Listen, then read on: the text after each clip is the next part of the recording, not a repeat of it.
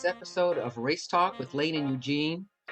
Reverend Dr. Raymont Anderson speaks with us on the topic of spirituality and activism. This episode originally aired on December 2nd, 2020. Yes. Good day, everybody. Welcome to another episode of Race Talk with Lane and Eugene. I am Eugene Holden. I am your co-host. You've been here before. I'm going to ask, for those who haven't been here before, I'm going to ask you to introduce yourself. But before that, I just want to say real fast, if you can see Lane, because my co-host, in fact, this is the one who started all this, was the Reverend Lane Cobb. Rain is Interfaith Minister. She's the one who dragged me to do this. No, she didn't drag me. I said yes to it. And we are so very grateful, truthfully speaking, seriously speaking, grateful to all of you who have been with us from day one. And it continues to grow. It continues to expand. And it couldn't expand and grow and express if it weren't for you. Continuing to show up, continuing to ask the questions. Let me go ahead and start this introduction of my dear brother. I'm going to read some, but then I'm going to tell you some personal stuff. Well, maybe not. Currently, Dr. Raymont is the senior minister at the Center for Spiritual Living, Greater Baltimore, my senior minister, I'm proud to say. He's a speaker, he's a teacher, he's a workshop facilitator. Dr. Raymont has served as one of the several commissioners on CSL Diversity and Inclusion Commission. Hello there, Charlie Shepard, I see you there. Dr. Raymont is a certified teacher for the American Sign Language of America. He's from American Sign Language of American Teachers Association. When Dr. Raymont and I met, I was doing a diversity training in Washington, D.C., and somehow we got to talking about the martial arts. So Dr. Raymont holds the title of Qigong, as I do, and then what that means in the Chinese martial arts, that's master. He's been in the martial arts for a while, knowing that the martial arts is a part of the spiritual practice. Dr. Raymont's mission is to live, move, and have an active, that's ACTIVE, member of society who serves to educate, elucidate, emancipate, awaken, and empower people and communities. Through his service and through the transformative teachings, technologies, and practices of new thought, these people and communities recognize, realize, materialize their full divine potential. As I said, he is to live and to move and to be an active. And active stands for authentic, compassion, transparent, inspired, vibrant, and empowered. It is my pleasure to introduce you and to bring to you on Race Talk with Lane and Eugene, my brother, Dr. Raymont Anderson, who's going to be speaking to us about spirituality and activism. Boom. That means you. Oh, so I just jump in and start. Okay. So here we go. It's great seeing some new faces and some familiar faces. Lori, Frank, Charlie, of course. Love y'all. Yay, team. It is a pleasure to be with Lane and Eugene, especially talking about this particular topic. So one of the first things that comes to my mind is that both Reverend Dr. Martin Luther King Jr. said this and Representative John Lewis said this, that the American church, which we can translate to mean whatever we want it to mean, centers, churches, synagogues, mosques, etc., just overall, the idea of religion has been far too quiet. It has been an echo rather than a voice, and has been the tail lights rather than the headlights. So the idea is spiritual activism is about how am I engaged in this world? as a spiritual person, as a religious person, whatever that means, how is my spirituality empowering me to make the world a better place?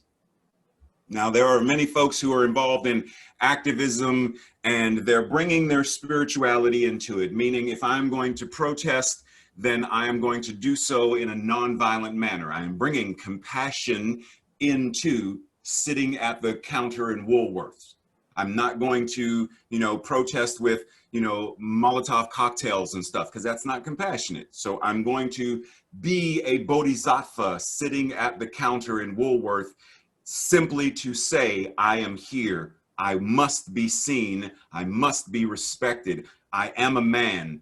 I demand the right to vote. And I'm going to do so with my spirituality empowering me and emboldening me to do so. But we don't often think of it as how do I bring activism into my spirituality? Because what I have found is that there are a lot of folks, and I'm going to speak specifically from the New Thought genre of spirituality, where I've crossed many paths with folks who are quick to bypass, spiritual bypass, or spiritual malpractice, just outright spiritual malpractice. And they'll say, we are not supposed to be anti. We're supposed to be pro, be what you're for, attest what you're for, not what you're against. And I understand the concept. And I say, so, because one of the things that comes up is Ibram Kennedy's book, How to Be an Anti-Racist. And I get a lot of pushback about, but it's anti, don't be anti, talk about what you're for. I got you. So when you are cooking, you don't use anti-stick cookware then, right? Because you're supposed to be what you're for, not what you're against. So anti-stick cookware, anti-freeze, like you don't use those, right? Because it's against your spiritual morality. You don't use fire-resistant clothing if you're a fireman or a firewoman. Like you don't use, because it's resistant. Don't be what you resist. What you resist will persist. We get caught in the name game and the language mumbo jumbo in this idea. And instead, how do we bring activism in specifically in Centers for Spiritual Living? We say treat and move your feet. It's not just enough to pray. Prayer is great. It's part of the creative process. But if you are not acting, even in the Judeo-Christian Bible, it says, pray as if you already have that which you are praying for. So it's not begging, beseeching, bargaining. It's declaring what is the truth and then acting accordingly. Like, how do you act as someone who knows that your prayer is answered? So how do you bring activism, action, into your spirituality? And what does that even mean? Look at your world. Find something in the world that you would rather see differently. Meaning, if you look around, does racism exist? If you look around, does sexism exist? Homophobia, xenophobia, Islamophobia, othering of any kind, bullying, harassment, any of these things. Do they exist in a world that works for all? Do they exist in a world that we say it's heaven on earth? Do they exist in a world where people are treat other people the way you want to be treated, treat people with love and compassion? And is that what exists? If it doesn't, then how do we change it?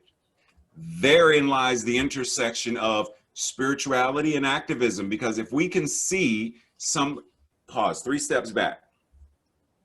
In the Judeo-Christian Bible, we are reminded that it says, physician, heal thyself. Ooh, come on. And in New Thought, we are referring to ourselves as meta-physicians.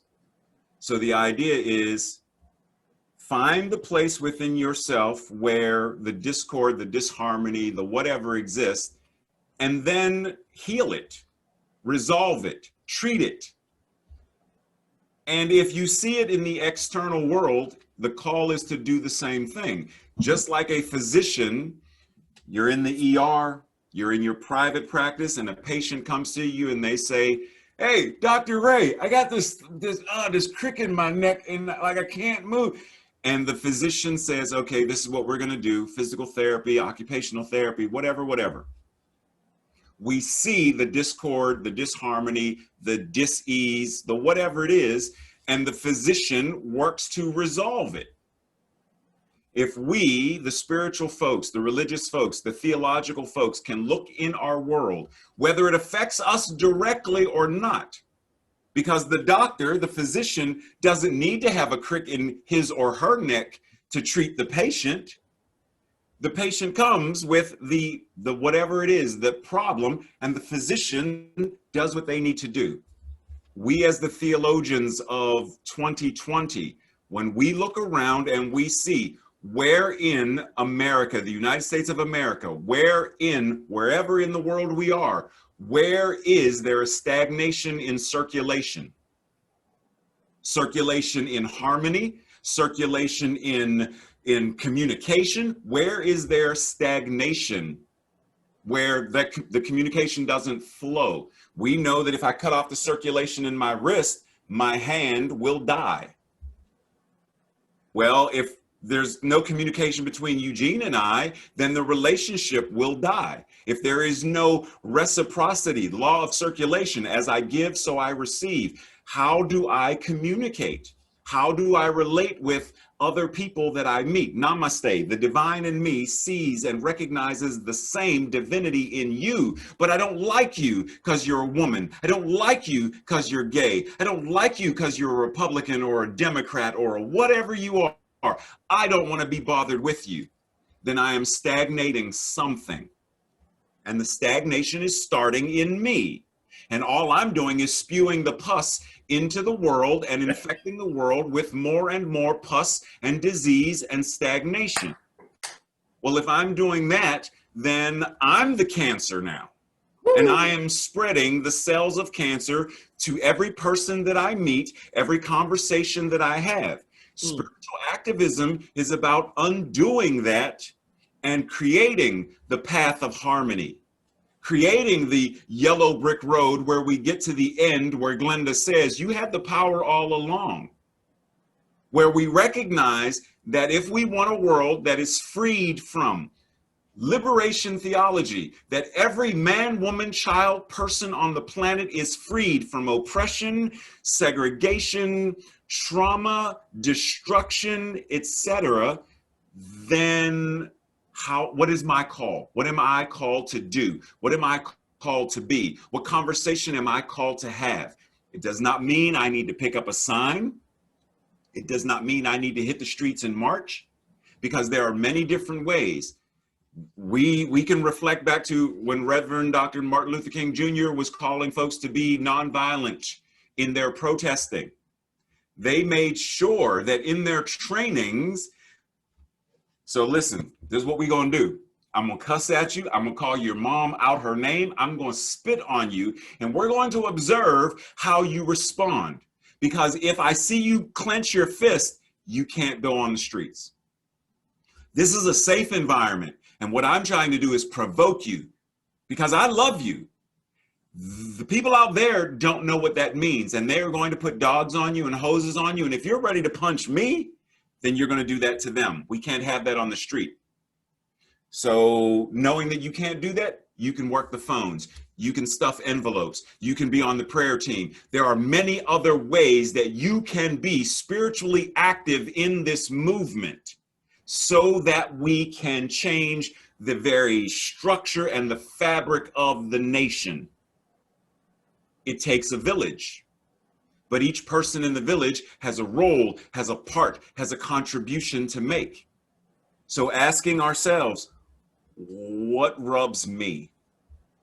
When I hear about children in cages, what does that do to me? When I hear about children separated from their parents, what does that do to me? When I hear someone refer to anybody of any race, ethnicity as robbers, criminals, thugs, diseased, etc., what does that do to me? When I hear someone say, oh, all that is a man in a dress, I don't, trans what, whatever. what does that do to me? What does it call in me to say or to be or to represent? Because if we're going to stand silent, and there are times when we choose to speak, and sometimes there are times when we choose silence, and that may be better. Eugene mentioned the martial arts. I grew up watching the David Carradine television show Kung Fu, and there's a line where Kwai Chang Caine tells a gentleman working the Chinese railroad, if one's words are not better than silence, one should keep silent. Sometimes the sacred silence is what we are called to be in, and sometimes it is not. Sometimes we have to have the audacity to speak the truth, to stand as truth, to pray truth, to confront truth, to have courageous conversations around truth, knowing that toes are going to be stepped on, feelings are going to be hurt. No one wants to hear that they are saying something from a place of bias. But when I say, just so you know, there's history in a person of your ethnicity being white, Eurocentric, there is a history of referring to me and folks like me as boy. Don't refer to me as boy. But Ray, I didn't mean that. I know you didn't. That's why I'm informing you, so you know that where you are coming from is a place of bias, and someone else may not be as kind as I am conversing with you right now. But I didn't, I'm the least racist person you know. We're not talking about that right now. I am simply letting you know that what you said has overtones, undertones, intertones. You may want to work on that. Don't call a Black woman gal. There's history behind that. But I hear you. I'm simply letting you know. Because you can't change what you don't know. You can't shift what you're not willing to look at. Sweeping stuff under the rug doesn't make the house clean. It's just putting the dirt in a specific place. It's congregating the dust in a specific place. That's like saying, well, I don't have cavities because I put all the bad teeth into this one tooth right there. Okay, so that makes absolutely no sense.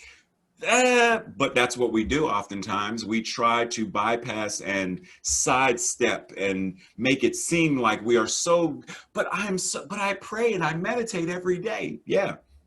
And we still have things that we internally are called to work on. Dr. Ray. I'm an African-American, cisgender, gay man in the United States of America in the year 2020. I have my own that I'm working on for me because of how I grew up and how I've been traumatized, how I was raped and molested, so I have my own stuff to work on. And if I say, but now I am Reverend Dr. Shaman Guru, I am beyond all of that. I'm not doing myself any service. I am not doing my community any service. I am not doing the world any service. For as long as we are human and we have teeth to brush and, well, some of us have hair to comb and skin to wash and bathe and food to cook and eat, for as long as we are engaged in that process, bathing, cleaning, nourishment, going to the bathroom to release, then we have work to do. It is as simple as that. If we are taking care of our body temples, then we have a global temple to also take care of, a global community. It is not a matter of, well, we no longer, oh, Obama's president now, racism is gone. No, it doesn't work that way. Doesn't work that way. Well, we have a woman as president or a woman as vice president, sexism. It doesn't work that way. It is still a rape culture. It is still a culture where a young man can rape a young woman behind a dumpster, and when he goes to court, the judge says, I don't want to mess up his future. What does our spiritual activism call us to do? Do we hold that judge accountable? Do we write letters to congressmen, senators, governors, mayors, and say, this gentleman who is sitting on the bench right now, I as a member of this community. I'm not even in that city or that state, but I heard about this, and this is what it calls in me to let you know. He has no business sitting on the bench, because he is incapable, based upon this judgment, he is incapable of rendering an equitable and just verdict. Because now you don't care about the young woman's future, but you care about his. But he raped her, and friends had to pull him off of her, so we know he did it. But what does our spirituality call us to do? What does it call us to enact? What does it call us to be in the world? Dr. Ray. Yes, sir. So what I hear you saying is we're calling us to tap into who we are, but then also authentically show up. That's a must. I mean, let's dial this back for a second and just think about when, Ram Dass said, and I'm paraphrasing, so if there are any Ram Dass fans on the call, forgive my paraphrase, but Ram Dass basically said, if anybody wants to know how enlightened you are, go spend a weekend with your family. Because they will let you know how unenlightened you really are, because they know you. They will push your buttons. So think about it this way. Simply taking our spiritual activism to our closest family and friends. Who are we? Mitch Albom has a book, The 5 People You Meet in Heaven. And the idea is we are an amalgamation of our 5 closest friends, allies, family members, etc. Like, they represent us, we represent them. So if we are at home for Thanksgiving or any holiday and, Uncle Ray is telling that racist joke once again, like he tells this every year. As Eugene just said, who am I called to be? Am I called in that moment to let Uncle Ray know, dude, enough. It's enough. I know he's going to be upset, but it's enough. If Uncle Ray was, smoking meth, would I intervene? Or would I say, oh, that's just Uncle Ray being Uncle Ray. You know he loves his meth. Oh, it's cute. We wouldn't do that if it was drugs. We wouldn't do that if Uncle Ray was, hitting his wife. We would be like, oh, that's just Uncle Ray. He loves to slap her around. We wouldn't do that. We wouldn't tolerate that. Some of us just leave the room. It's none of my business. It's none of my business. It's none of my business. And we let him beat her, or we let him snort coke. We let him do whatever he does because it's none of our business. Do we love Uncle Ray? He's our uncle. It's our cousin. It's our mom. Do we love them? Because if we do, then it's time to intervention. Sometimes interventions are aggressive, and sometimes they hurt, and they cause the person who we are intervening on to be angry at us because they don't want to go to rehab. They don't want to sit in lockup for 48 hours for spousal abuse. But our call is, who am I called to be in that, so it changes. So that brings up a great question that I got from Lane. How does spirituality encourage us or help us have courage to act?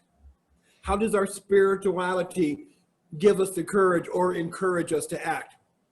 So spirituality, whatever the path is, I am, because I've experienced many of them, I have yet to find a spiritual path or practice that does not help us to become grounded and aligned with a power, whatever it is, a power greater than ourselves.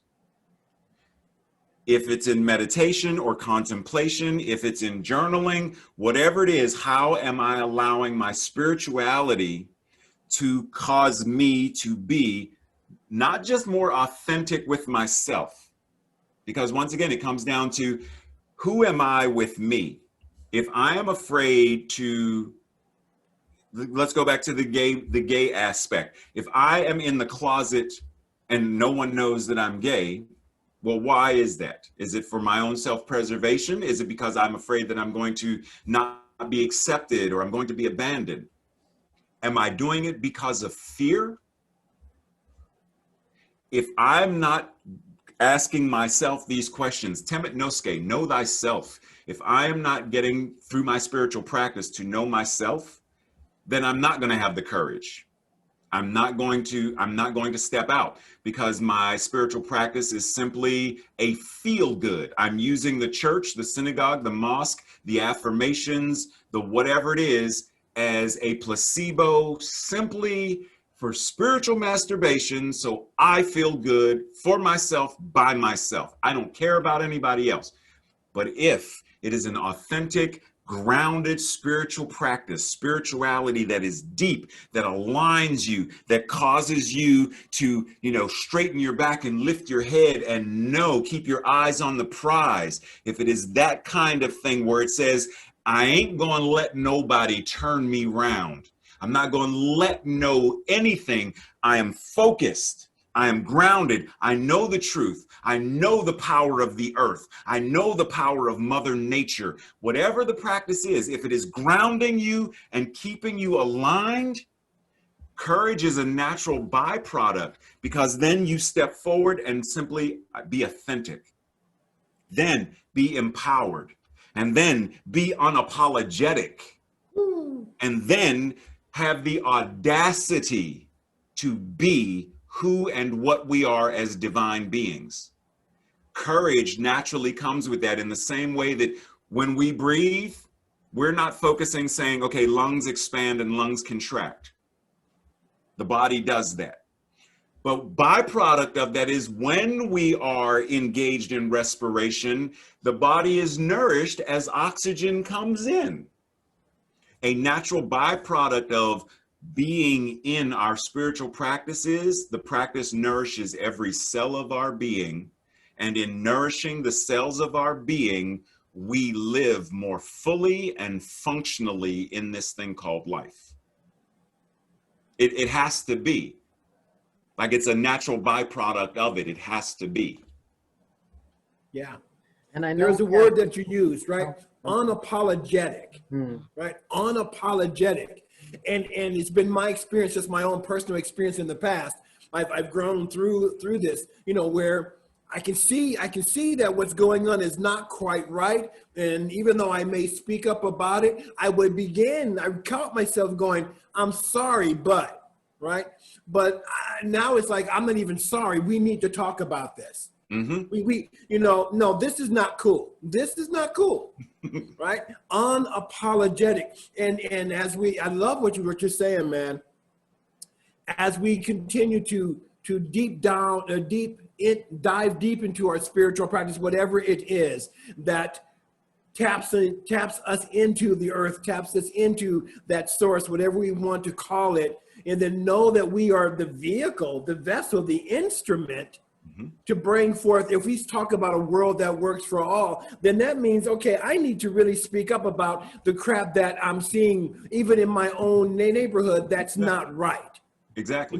This is not cool, right? And not be afraid, and so, yeah, because otherwise, what's that verse, faith without works is dead.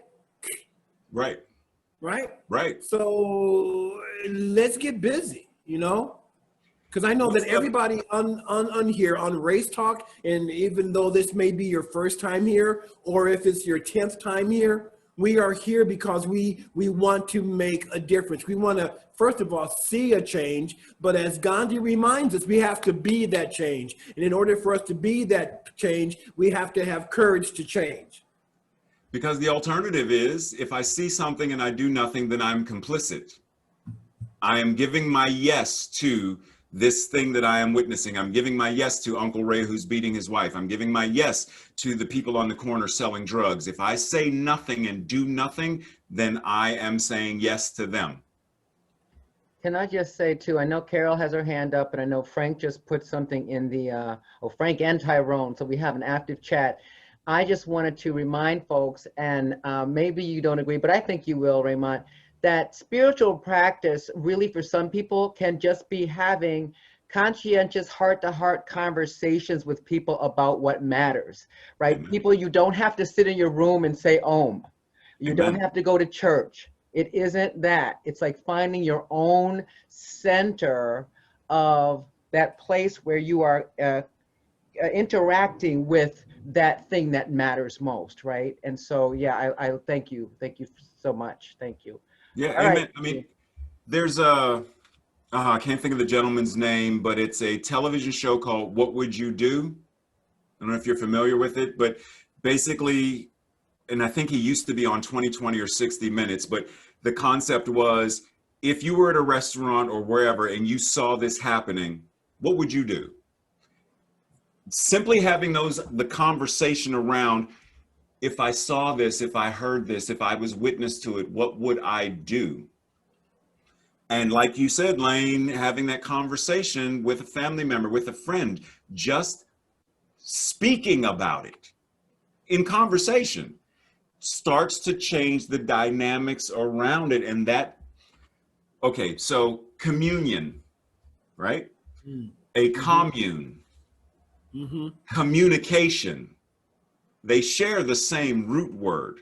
So if someone is taking communion or they live in a commune, they are engaging in the same spiritual depth when they are having communication.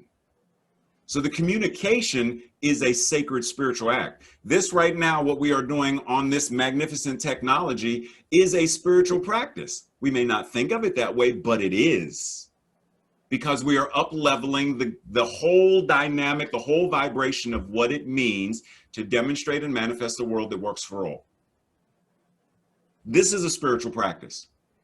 Because we're contemplating, we're shifting paradigms, we're answering questions. And to jump in, so yes, John Quinones, yes, thank you, Lynn.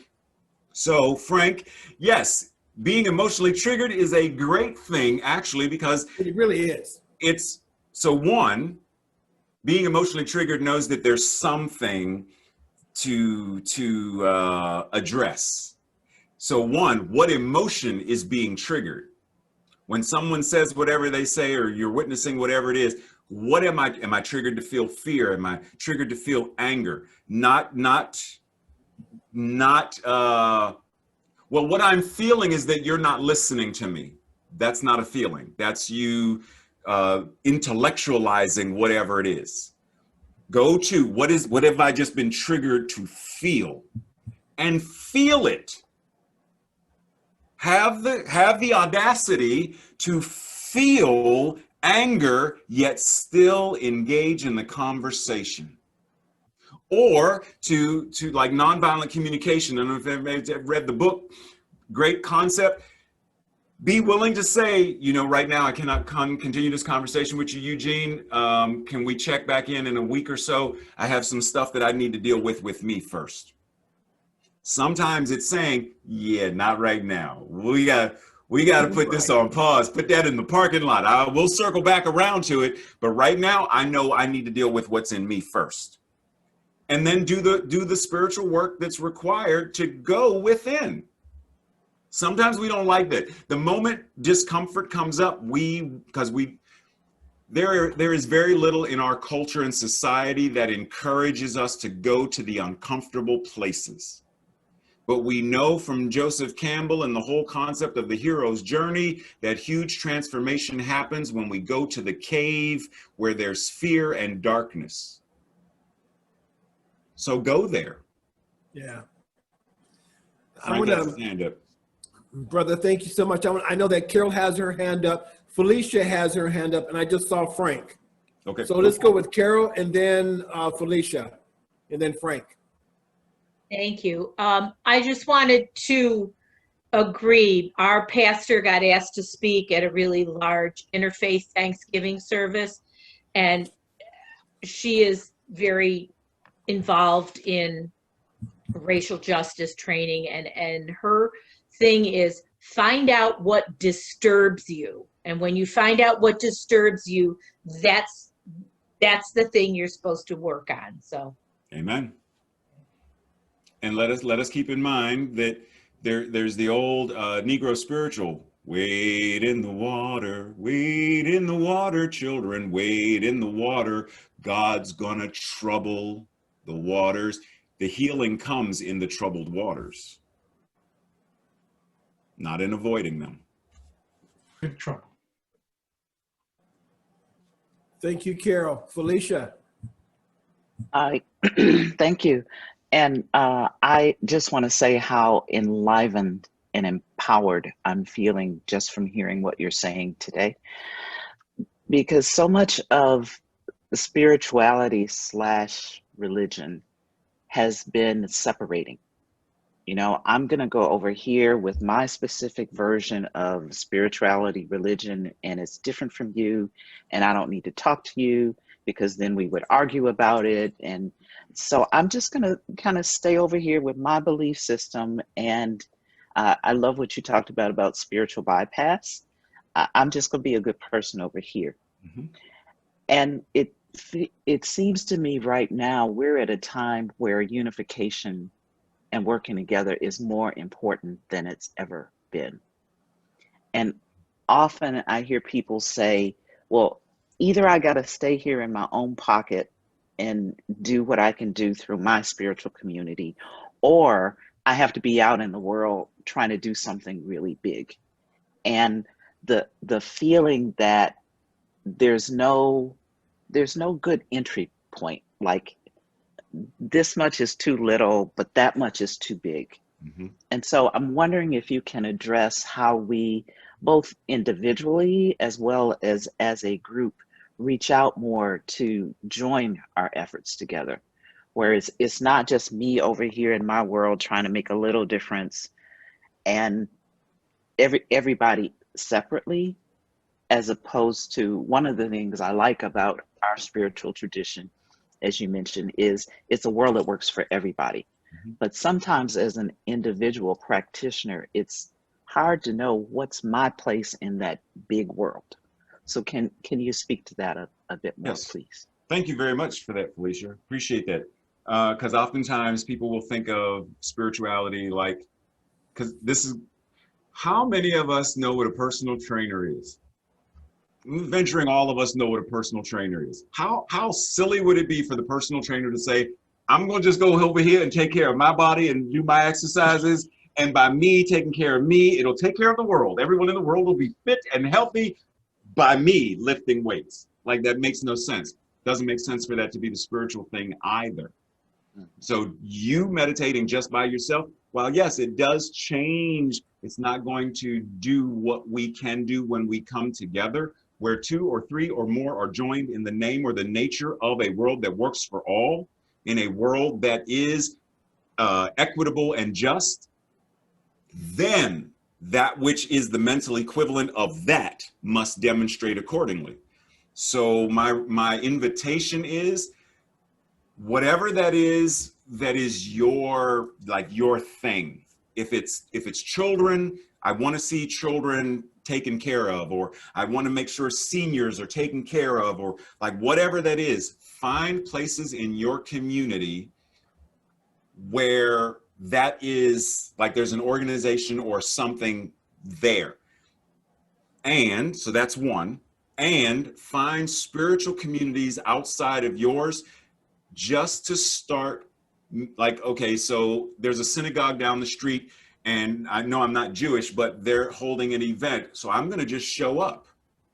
It's an open event. I'm going to just be present. And when they say, so Felicia, where are you from? Oh, well, I go to such and such Center for Spiritual Living. Oh, so what brought you here? Community. I've never been here, and I simply wanted to connect with other people in the community. I wanted to get to know you and give you the opportunity to get to know me. Oh, wow. Just that right there starts to build bridges instead of walls. Thank you. We have Frank, and then I got a chat from Joe. So Frank, and then Joe. Then whoever else, go ahead and raise your hand, or send a chat or whatever if you have a comment or a question. Frank, and then Joe. Yeah, and Raymont, Eugene, as you know, I know them personally. I am married to a man of color, and when the George Floyd thing came out, where the cop was on his neck, I got into a huge argument with my brother. And of course, my brother accused me of just being against it because of my being married to my husband. And I got so mad at him, I almost wanted to if he was here with me, I'd have taken his head off. I want to be able to get the point across that I need to make without being so angry. That's my personal struggle in life, because I don't allow my emotion. Let me step back. Grew up abusive home. Anger was not acceptable. I want to be able to be angry and get my point across without getting overwhelmed. Is there any specific practice that you guys could recommend so I can stand in my truth and not get overwhelmed? Because perhaps I might be able to get my point across better. And also, I also work for right now I'm working for a government agency, and comments have come up from certain staff members that would be perhaps a little less than loving, a little racist. And I bite my tongue only because I'm a contractor there. I don't want to lose my job. But I think that I'm from an overwhelming thing. I just wanted to educate more than argue. Understood. Okay, so I'll give my invitation, and then if Lane or Eugene have an invitation they can offer as well. And just real quick, if you ever have any questions or anything for me at any other time, once this call is done, feel free to email me. Like, you can more than reach out anytime, any place, whatever. Just know that the invitation is there. One of the things, so I have a degree, my MFA is in theater education. And because I see everything as a spiritual practice, I also see the art of theater as a spiritual practice. And because we know that what the mind thinks, the body responds to, which, like, you could put your fingers on it and feel your pulse. And if you start thinking about what has made you angry, your heart rate increases. So a great spiritual practice is having conversation where you role play and let someone be the devil's advocate and take you there. It's it's like in Star Trek, it's the holodeck. You go to the holodeck and you can spar and do all this other stuff in the amazing holodeck, and it's safe, and you can determine which level of difficulty. But have the conversation. Let someone say, Frank, if he hadn't broken the law, then the police would have never had a need to go after him. And then start to practice. Ooh, how do I breathe? How do I center myself? How do I give myself space to feel the anger? And what is the anger based on? Is the anger based upon some form of self-righteous indignation? Is it based upon, fear? Where is the anger coming from? And then this gives me the opportunity in this safe space to pull it back, look at it from every way, shape, form, and then speak. And then I can say, you know what? That wasn't as clear as I wanted it to be. Let's rewind, take two, do it again. And then actually engage in the conversation with someone in a safe, controlled environment. But have them push your buttons and trigger you in whatever that area is. Well, Frank, you're just sympathetic because your husband's a Negro, or whatever the term they use nowadays is. That's the only reason why you're on their side. Have someone push you in that environment, and then bring it back to your own self-work. Where's the anger? Okay, how much of this is connected to my past where anger wasn't acceptable? Okay, now how do I reconcile that and say, okay, my job is not to be a Vulcan. My job is not to be emotionless. I am human. And every emotion that I feel for a reason, or God incarnating itself as me wouldn't have even made this an option. So it's there for a reason. What is that reason? How do I choose to unpack it so that I can then turn it around and use it, use the energy, use the fuel? Jesus flipped tables. I don't want to flip tables, but it's a demonstration of somewhere in there was something. He didn't separate himself and say, I'm going over here to meditate. He said, no, flipping tables and I'm whipping some folks. Y'all need to get up out my Father's temple. How do I find that medium for myself that shows this is who I am and who I choose to be, and then practice it? Like I always tell people, and you'll get this because you're a medical professional. When is the best time to learn CPR? Is it when someone needs it or long before it's ever needed? When is the best time to practice these kind of conversations? Before we even have to actually have them. Practice having them. And then the triggers become less and less. And we're still going to be triggered, potentially. Right. But it's less and less and less and less.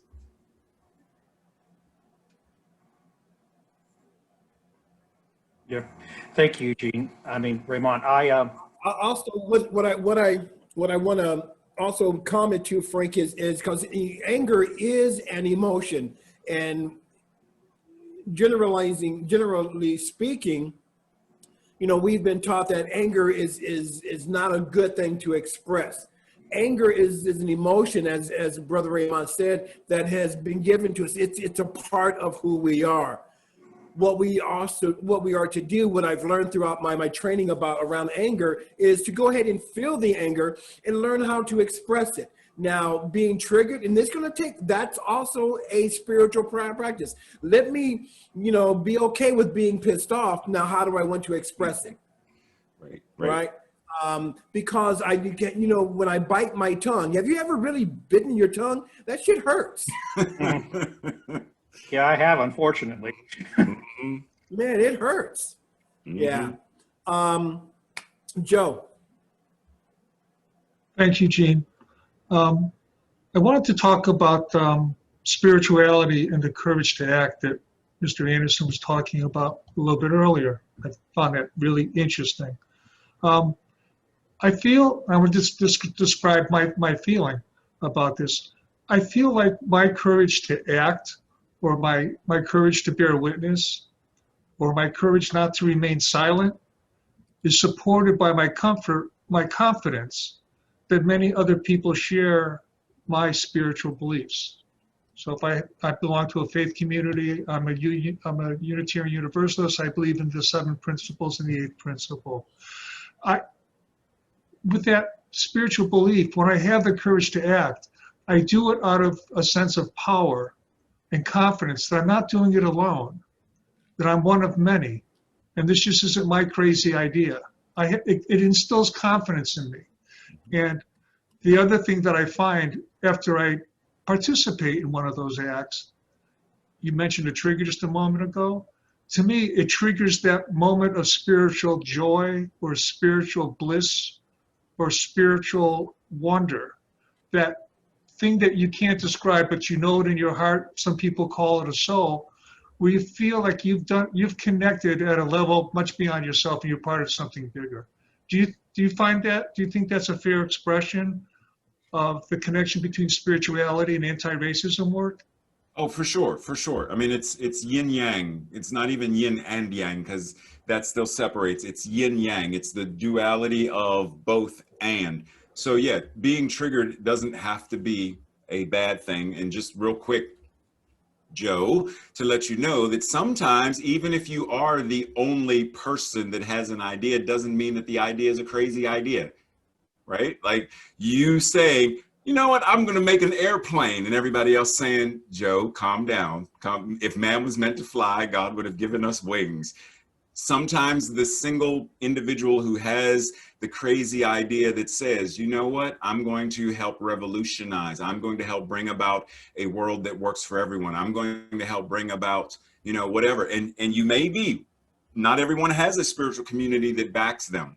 There are some people in conservative Christian churches right now where they may be the only one there who is LGBTQ ally affirming, they may be the only one. That doesn't mean the idea is crazy, that they are going to still stand in that. And my invitation to them would be exactly what you said. Even if you do not have a community that has your back, how and where do you find the joy and the purpose and the confidence within yourself to then bring your own community about. So if it's not in your place of worship, your place of gathering, that you still have a group of 5 folks. Who are those 5 folks that you will meet in heaven? And I'm not talking about heaven pie in the sky. I'm talking about heaven on earth. Who are those 5 people that you know? I know that if I need someone to pray, or I need support, or just an ear, I know I can call Lori. I know I can call Frank. I know I can call Eugene and Lane. And now hearing you, I know I can call you, or Felicia. Like, I know that even beyond the community that I think I have, I can craft and create my own, even if I am the sole voice of change. Beautiful. Brother Ray, my brother Sigon, Dr. Reverend Raymont Anderson. Because we're about to close up here. What could you, what's the invitation? What's the direction? What do you feel that you can give us as a community of Race Talk? I love the community. Oh, I like that. We need to talk about that one, Lane, the community of Race Talk. Can give us to inspire us, to guide us, to give us some ideas on what we can do on an individual basis to help create a world that works for all, coming from our spirituality and activism. So the very first thing that comes to mind is basically what you alluded to earlier when you said, now I can't remember how you said, basically, oh, faith without works is dead. So what fruit, by what fruit are we being known? So look at your spiritual practice and ask, so this is what I engage in. I engage in journaling, I engage in affirmations, I engage in prayer, I engage in, coming together as a community, as Joe alluded to. Like, what is it that I engage in that is my spiritual practice? Okay, now how does this spiritual practice change me and invite me to being, to feeling, and to showing up as a better, more effective, more evolved, more illuminated, whatever the word we want to use, more loving, compassionate? How is my spiritual practice bringing that forth? And if we find that somewhere in there the spiritual practice may not be, as Lane said, sitting in my room by myself, simply going, Om Shanti, Shanti, Shanti, Om. Yes, I've helped to change the world. And then going about my business. Really? Really? Really? So being really honest with ourselves and asking, how is my spiritual practice changing me? So that when I am engaged in courageous conversations, when I am bearing witness to, or someone says, this, that, or the other about someone's race, ethnicity, gender, expression, etc., that I have the confidence from my meditation. I have the wherewithal from my prayer. I have the language and wording because I've done sacred reading, whether that's the sacred reading of Ibram Kendi's books, whether that's Brene Brown, whether that's Deepak Chopra, whether that's the Bhagavad Gita. I don't care what the text is. I'm reading it and it's informing me with a greater lexicon of how I can then speak truth to whatever the situation is. But it comes down to us being really honest with ourselves, diving into the uncomfortable places and doing the inner work. Because we're only going to show up to the degree, like in New Thought, we know the term mental equivalent. We're only going to show up to the level of, we're only going to express to the level of the mental equivalent. So if our mental equivalent is fear, isolation, spiritual masturbation, and whatever, then that's how we're showing up in the world. And whether we call it an aura or whatever, when people see us, they're going to see the energy field that we represent. It's like when I started learning martial arts, the idea was, how does a mugger know who to mug? And it was because there are some people in their demeanor, the mugger was able to identify the right and perfect target. Like, does the person shy away? They don't give eye contact. Well, that means they're not going to be able to recognize me. They're walking down the alley and they're fumbling with keys and phone. They're not paying attention to their surrounding. Like, there are key ways that we show up based upon our mindset. When you have confidence, as Joe mentioned, you walk differently. You speak differently. You communicate to the waiter or waitress differently.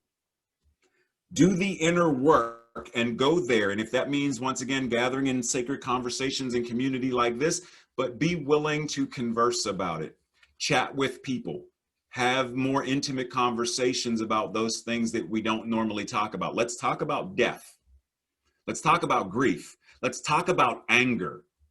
Let's talk about the last time the Pope was pissed off. Let's talk about the Dalai Lama and his sacred anger. Let's talk about, because he said he feels it. He just doesn't wallow in it and let it control him. But he feels it. So, but we try to make it sound like, well, Om Shanti, and the anger will go away. Live long and prosper, and do away with those emotions. Embrace it. Reconcile with it. Come back to being at one, and then show up in the world differently.